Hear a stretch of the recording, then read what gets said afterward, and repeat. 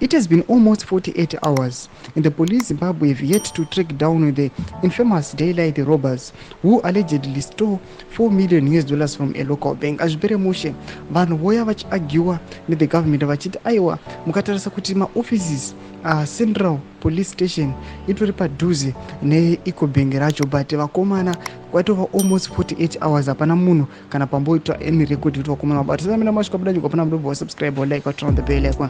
Tipina muchange radio vanyora vachiti, should Zimbabwe start to be worried now?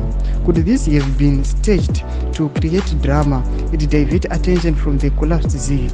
As ZANU-PF politicians involved, could there be involvement from some police or army generals? Citizens will probably be told that all suspects were killed in a shootout, leaving no traceable evidence. Mashoko atukunoti aiwa, these guys very worried vachiti aiwa, it is now 48 hours dzakatokwana ndiona vakomana vasati vatobatiwa vachibvunza kuti aiwa asi kune mainsiders aivamwo here, vanhu vakomana vepolisi varivemo kana mabig fisher ekumilitary kana vemuarmy kana vakomana vari mugovernment vachiti kana kuti kuchazobuda nhau dzinonzi vakomana vakashutiwa vakabatiwa vakatongoendeswa mujere vakasukiwa kana kuti zvii zvakaitika vakatongotsakatika.